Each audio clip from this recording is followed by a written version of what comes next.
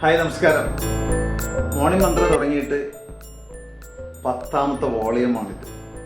ഏതായാലും എത്ര പെട്ടെന്നോ എന്തൊക്കെയോ കാര്യങ്ങൾ പറഞ്ഞു, ഒരുപാട് മണ്ടത്തരങ്ങളായിരിക്കും കൂടുതൽ, അതിന് ക്ഷമിക്കുക. പക്ഷെ ഞാനിങ്ങനെ മണ്ടത്തരം പറഞ്ഞുകൊണ്ടിരിക്കുന്നു. അതാണ്. അപ്പോൾ ഇന്നത്തെ വിഷയം എന്താണെന്ന് ഞാനിങ്ങനെ ആലോചിച്ചു. എനിക്ക് പെട്ടെന്ന് തോന്നിയൊരു കാര്യമാണ്. അതുകൊണ്ട് തന്നെ ഇപ്പോൾ തന്നെ ആ വിഷയത്തിലേക്ക് കടക്കാമെന്ന് വിചാരിച്ചു. റിച്ച് ആൻഡ് പുവർ, നമ്മൾ മെറ്റീരിയലിസ്റ്റിക് ആയിട്ട് നോക്കുകയാണെങ്കിൽ സാമ്പത്തികം തന്നെ. അപ്പോൾ ഉദാഹരണത്തിന് നമുക്കൊരു ഉദാഹരണം എടുക്കാം. നമുക്കൊക്കെ അറിയാവുന്നല്ല, rich dad and poor dad. അത് വേണം rich mom and poor mom എന്ന് നമുക്ക് ചിന്തിക്കാം. There is no gender issue in between, അല്ലേ? അപ്പോൾ ഉദാഹരണത്തിന് ഒരു പുവറായിട്ടുള്ള ഡാഡ് അദ്ദേഹത്തിൻ്റെ മകനെയോ മകളെയോ കൊണ്ട് യാത്ര ചെയ്യാമെന്ന് വെച്ചു. ചിലപ്പോൾ ഒരു ബൈക്കിലായിരിക്കും, ചിലപ്പോൾ ഒരു സൈക്കിളിലായിരിക്കും, ചിലപ്പോൾ ഒരു ഓട്ടോറിക്ഷയിലായിരിക്കും, അല്ലെങ്കിൽ ചെറിയൊരു കാറിലായിരിക്കും. അത് പോകുമ്പോൾ കൗതുകത്തിൻ്റെ ആ ഒരു ക്യൂരിയോസിറ്റി ഉണ്ടല്ലോ, വളരുന്ന ഒരു ക്യൂരിയോസിറ്റി. ആ ക്യൂരിയോസിറ്റിൻ്റെ പുറത്ത് അച്ഛനോട് മകൻ ചോദിക്കുന്നുണ്ടാവും, അച്ഛാ ഒരു വലിയൊരു പോർഷനുള്ള ഒരു ഇച്ചിരി വില കൂടിയ ഒരു കാറ് പോകുമ്പോൾ നമ്മളെപ്പോഴും നമ്മുടെ സൗകര്യങ്ങളും നമ്മുടെ സമ്പാദ്യങ്ങളും എല്ലാം വർദ്ധിപ്പിക്കാൻ തന്നെയാണ് എല്ലാവരും ആഗ്രഹിക്കുന്നത്. പക്ഷെ ഒരു കൊച്ചുകുട്ടിയുടെ കൗതുകം വളരെ വ്യത്യാസമാണല്ലോ. അച്ഛാ ആ കാറ് നമുക്ക് വാങ്ങിക്കാൻ പറ്റുമോ എന്ന് ചോദിക്കും. പറയും, എടാ അത് ചിന്തിക്കേണ്ട, നമുക്കത് എഫോർഡബിൾ അല്ല എന്നാണ് പറയുക. സ്വാഭാവികമായിട്ട് ഒരു പൂർ ഡാഡി മിക്കവാറൊക്കെ അങ്ങനെയാണ് പറയുക. എന്നാൽ അതേ സമയത്ത് ഒരു അത്യാവശ്യം നല്ലൊരു പോഷ് കാറിലൂടെ ഒരു ഡാഡിയോ മമ്മിയോ പോവുകയും ആ കൂടെ ഒരു മകനോ മകളോ ഉണ്ടാവും, വളരെ കൗതുകമുള്ള മകള്. അതിനെക്കാട്ടിയും ഭയങ്കര പോഷായിട്ടുള്ള ഒരു കാറ് പോകുമ്പോൾ ആ മകനോ മകളോ അച്ഛനോട് ചോദിക്കും, അച്ഛാ ആ കാറ് നമുക്ക് വാങ്ങിക്കണം എന്ന് പറയുമ്പോൾ അച്ഛൻ എന്താ പറയുക, നീ ആദ്യം ഒരു കാര്യം ചെയ്യും, അതിൻ്റെ പ്രൈസ് കണ്ടെത്ത്, എത്രയാണ് അതിൻ്റെ പ്രൈസ്, എന്നിട്ട് നമുക്ക് ആ പ്രൈസ് എങ്ങനെ ഉണ്ടാക്കാം എന്നൊരു വഴി കണ്ടെത്താമെന്ന്. ശരിയല്ലേ? ഇതാണ് നമ്മുടെ സമൂഹത്തിൽ പ്രത്യേകിച്ച് നടക്കുന്നത്.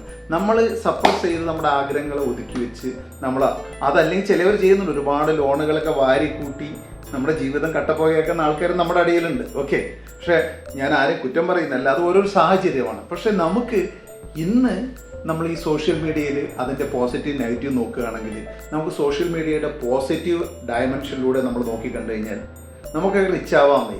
ലോകത്തിൻ്റെ ഏതൊരു കോണിൽ നിന്ന് മറ്റൊരു കോണിലേക്ക് നിമിഷ നേരം കൊണ്ട് നമ്മൾക്ക് പറയാവുന്ന നമ്മുടെ അറിവോ, ഇപ്പോൾ സാമ്പത്തികമായി റിച്ച് ആവട്ടെ, നോളജ് പരമായിട്ട് റിച്ച് ആവട്ടെ, നമുക്കറിയുന്ന കാര്യങ്ങൾ ഭംഗിയായി പോസിറ്റീവ് ആംഗിൾ മറ്റുള്ളവർക്ക് ഉപദ്രവമില്ലാതെ ചെയ്ത് നമ്മൾ എത്തിച്ചു കഴിഞ്ഞാൽ അതിൽ നിന്ന് കിട്ടുന്ന ഒരു എന്താ പറയുക, ഒരു ഇമ്പാക്റ്റ് പറഞ്ഞാൽ അൺബിലീവബിളാണ്, അല്ലേ?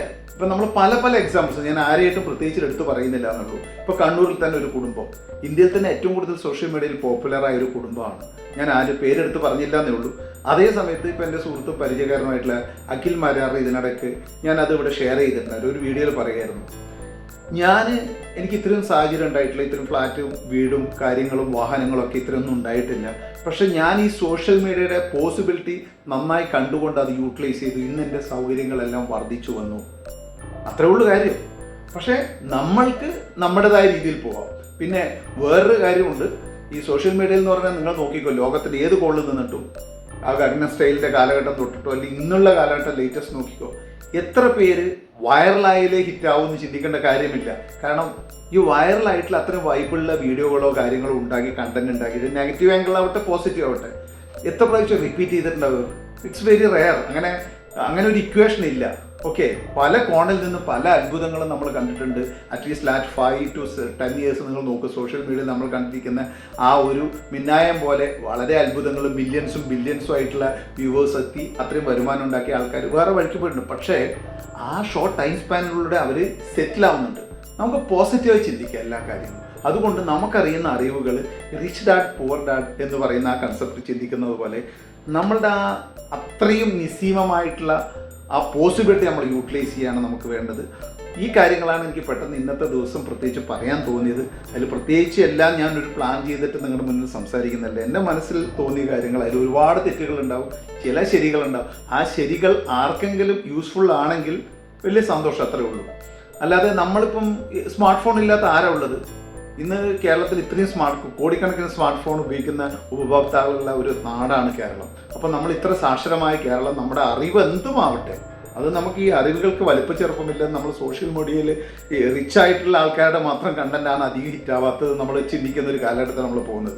റിച്ച് പുവറൊന്നുമില്ല, അല്ലേ?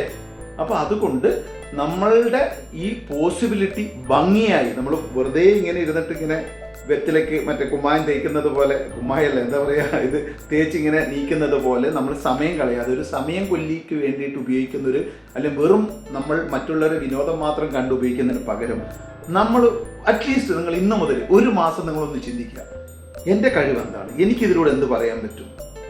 ആ പറയാൻ പറ്റുന്ന കാര്യങ്ങൾ നമ്മൾ ഭംഗിയായി പറഞ്ഞാൽ എന്ത് വന്നാലും ഒരു 10,000-30,000 രൂപ 50,000 രൂപ സോഷ്യൽ മീഡിയയിലൂടെ ഉണ്ടാക്കാൻ പറ്റും. അത് റൈറ്റ് സ്പീഡിലൂടെ നല്ല രീതിയിൽ പോയി തന്നെ എല്ലാവർക്കും പറ്റുന്ന ഒരു കാലഘട്ടത്തിലൂടെയാണ് നമ്മൾ പോകുന്നത്. അതുകൊണ്ട് ഈ കാലഘട്ടത്തിൻ്റെ ഏറ്റവും നല്ല ഈ സോഴ്സുകൾ നമ്മൾ ഉപയോഗിച്ചുകൊണ്ട് ഒരുപാട് മുന്നോട്ട് കുതിക്കട്ടെ എല്ലാവർക്കും.